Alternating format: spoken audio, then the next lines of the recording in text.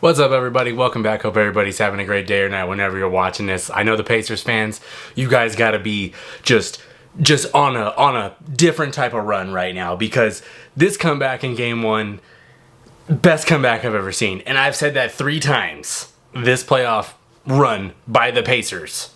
Just themselves.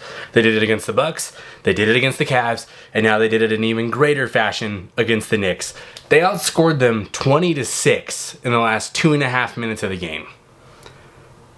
We're going to talk a little bit about the Knicks, more about the Pacers, because we can talk about Tyrese Haliburton, because that last shot before to put it into overtime, just ballsy. But the person that really deserves 90% of the credit for this comeback is Aaron Nesmith.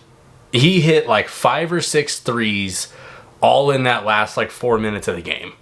Just slowly, as the Knicks were scoring 2, he was scoring 3. And it just plugged them all the way back in. They were down, I think, 14 or 15 points.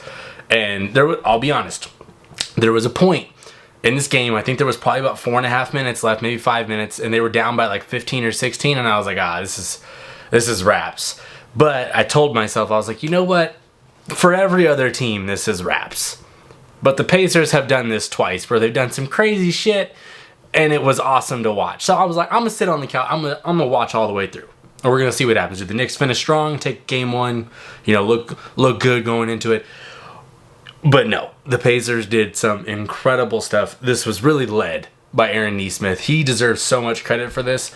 Tyrese Haliburton is going to get a lot of the glory because of what that last shot was, but you don't get there without what Aaron Nesmith did with the 4 or 5 threes, knocks down both of his free throws.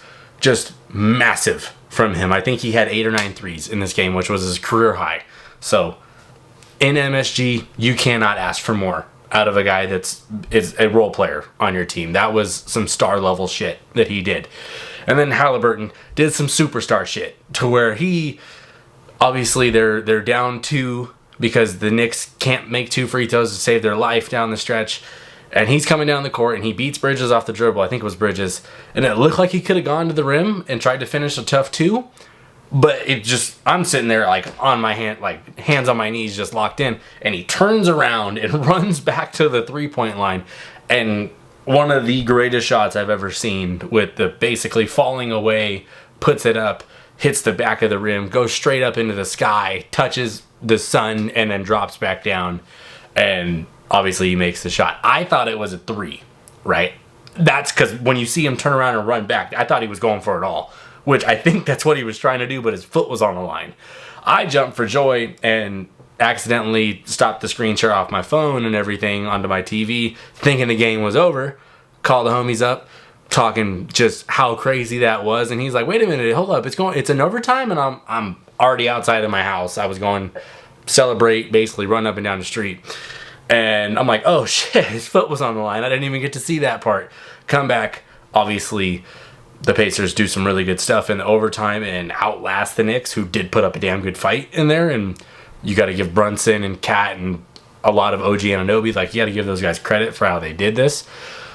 For even being close in overtime, because I would have been demoralized. But nonetheless, the Pacers just got it from everybody. And they got it really at the most insane times. This is going to be kind of a quicker video in terms of, normally I'm 10 minutes. This is probably going to be 5 or 6, if I had to guess. He is in Haliburton is just a different level of clutch lately. I know Brunson's the clutch player of the year and the most, the best fourth quarter player and all that. But Haliburton been on, ever since that overrated list came out, he's been on something different. And as a fan of him, I love this. My favorite part of the entire game, other than Nesmith doing his thing and Haliburton hitting that shot, is the choking emote that Haliburton hits literally right after he hits the shot. Obviously, if you know ball, Reggie Miller, his pass with the Pacers, I believe it was against the Knicks, that he does the whole thing. That's where it starts, and Reggie's commentating. So it's just cinema, right? So you want to give the Pacers all the credit in the world.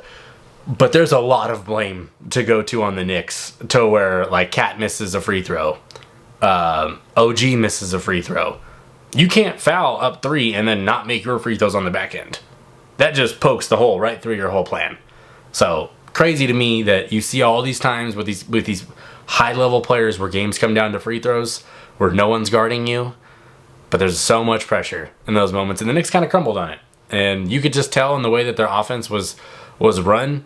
Once the Pacers amped the pressure up and obviously hit a few shots and the game got close, one team was just playing on a completely different level than the other. The Knicks letting it get to that point was just bad, like toxic bad, to the point where I don't know how you rebound from a loss like this, to where you're up 15, 16 points in the fourth quarter with 4 or 5 minutes left, and you get smoked in the final stretch. I don't know how you overcome that. I don't think there's anything you can say in the locker room if you're Thibodeau or any of the coaches or players to themselves. It's just, we just flat out choked in that one. And the Pacers hit every damn shot that they absolutely had to, which is just another one of those things where it seems so lucky, but all those shots were basically open. And to me, you give credit to the Pacers for how their offense runs, but also the Knicks not staying in front of guys and not staying attached, not switching. It was bad on their part, but awesome on the Pacers' part. This is one of the best comebacks I've ever seen. Let me know if this is the best comeback you've ever seen. This is the third time the Pacers have done this. And I think at this point, if they're down by anything, really at any point in the game, you have to stay tuned in because you know that they can come back. They're like the comeback kids, and it's so much fun to watch. If they can, continue. Obviously, they can't play as poorly as they did defensively for the first 44 minutes of the game. Next game and the games after, but ultimately, they just gave themselves the biggest shot in the arm they possibly could have. But anyway, yeah, if you're new to the channel, please subscribe, like this kind of content. Please like the video. I'm done. Pacers, epic. Knicks, choke. It's crazy. But peace.